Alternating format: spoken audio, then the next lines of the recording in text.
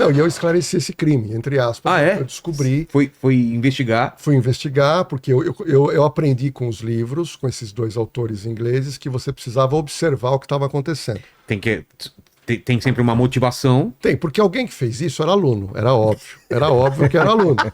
E a professora, que hoje deve ser falecida, uma japonesa, a doutora Mitié, que era minha professora de primário, e eu tinha uma referência, que minha mãe era professora de primário. Minha também. E aí eu estava lá, eu comecei a observar, no horário de recreio, e eu vi 4 meninas conversando e dando risada. E aquilo me chamou a atenção, porque elas davam muita risada. Eu comecei a me posicionar atrás dela, quando elas estavam indo para a classe. Quando eu observo elas andando, uma delas, que era uma menina muito bonita, ela tinha uma sujeira em 2 dedos na mão, uma sujeira escura. Não azul. Não, era uma sujeira escura. Tá. Que eu percebi, pô, mas por que essa moça tá com esses 2 dedos escurecidos, né? Percebi que ela conseguiu lavar esses dedos. Bom, a partir daquele momento, quando eu vou embora do colégio, pertinho do colégio, existe ainda hoje um armarinho, que eram coisas para vender para o colégio. E eu entrei lá e perguntei se tinha anilina para vender.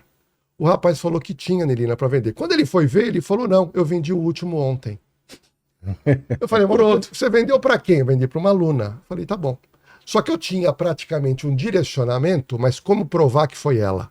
Aí, depois de ler os 2 grandes autores, né, que venderam bilhões de livros, eu chamei ela de canto e eu disse para ela que ela tinha. Eu imputei ela, falei, olha, você comprou a anilina, colocou na sala dos professores, na cafeteira, e eu posso levar isso para a diretora. Ela começou a negar que comprou. Eu falei, olha, eu estive lá no local do crime, que é o local onde você comprou, e as características da pessoa que comprou bate com a sua. Eu nem tinha perguntado, foi um chute.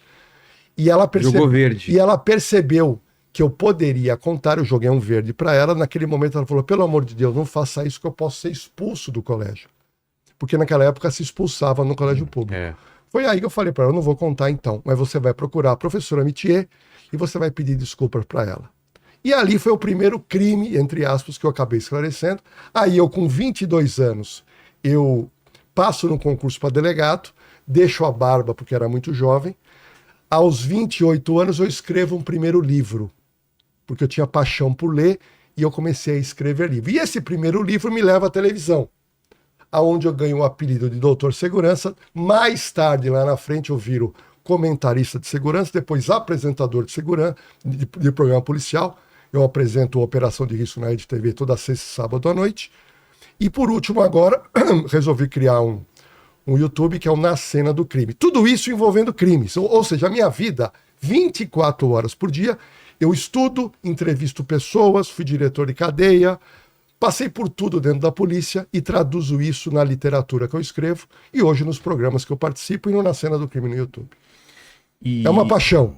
Eu queria saber... Aí, o presente inútil, antes de eu começar as perguntas aqui. Eu trouxe um presente para você, que é isso aqui. Olha só! Vilela, esse equipamento aqui que não faz um disparo de arma de fogo, mas ele prendeu muita gente.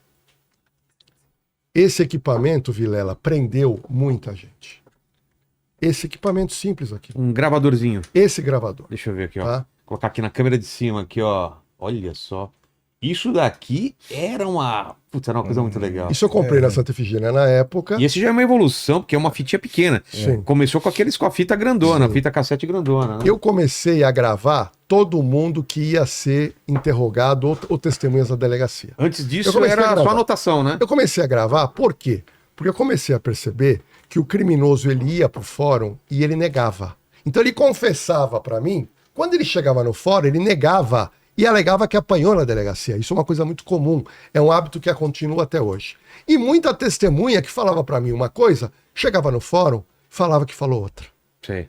E aí eu era chamado no fórum, e você fica numa situação difícil, eu comecei a gravar. E aí quando me chamava, eu falava, excelência, tá aqui, ó. Tá aqui, ouve. Aí ele ouvia, a pessoa ouvia, percebia que eu gravei, e aquilo começou a ser uma sistemática minha de trabalho. Depois eu evoluí com outros equipamentos, mas esse equipamento eu tinha lá Na Cena do Crime, mas Puxa. eu resolvi trazer para você, porque eu admiro o seu trabalho. E é um E equipamento combina com o simples. cenário, olha só. Ó, atrás de você temos vários gravadores grandes, menores, e esse daqui ainda não Mas tem. eu Vamos consegui pendurar. muitas condenações com esse gravadorzinho. Eu queria saber se vocês conseguem me explicar esse interesse do público que vem, sei lá, de uns 5 anos pra cá, talvez um pouco mais, por true crime, né? Que agora virou true crime. Porque, principalmente mulheres, né? A gente vê que o público feminino adora, público masculino, eu tô incluso nisso, de querer saber sobre crimes reais. Não ficção, né? Sobre crimes reais. Por que esse interesse tão grande hoje em dia? E acredito que até o público feminino é muito maior que o público masculino. Sim, não, tem pesquisa disso, é muito maior mesmo. Então, veja bem, existe uma explicação, Vilela, técnica para isso. Eu fui estudar, eu tenho uma série de formações na área da psicologia, tudo voltado para crime. Tá? Meu interesse é entender de uma maneira holística como é que funciona esse mundo. Por que as pessoas cometem crimes? Por que as pessoas têm interesse por crime? E a conclusão que eu cheguei, após estudar bastante, principalmente programação neurolinguística, é o seguinte.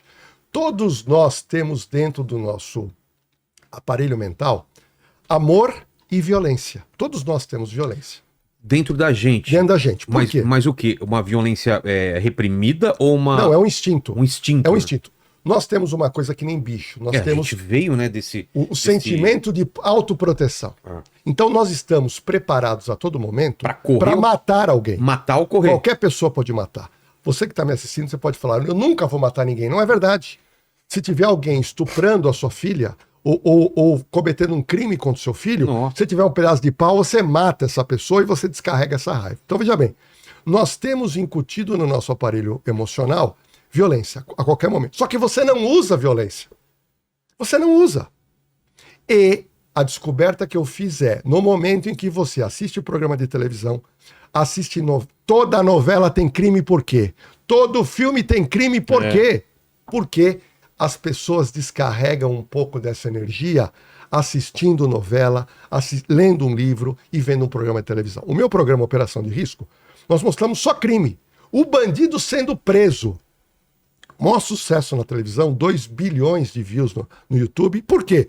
Porque a pessoa ela descarrega aquela neurose do bandido tá levando a melhor. Parece que tem um prazer. Ela tem um prazer. É um descarrego emocional. Eu acho que, além de tudo, existe o seguinte: existe aquela curiosidade mórbida. Como numa montanha russa. Eu vejo assim, a gente vai fazer perícia, grande parte dos locais, na via pública. Então, o que acontece? Passei por às vezes uma feira. O corpo estava do lado. Quando a gente passou pela feira, a feira simplesmente esvaziou. Todo mundo foi ver pra gente o que a gente ia fazer.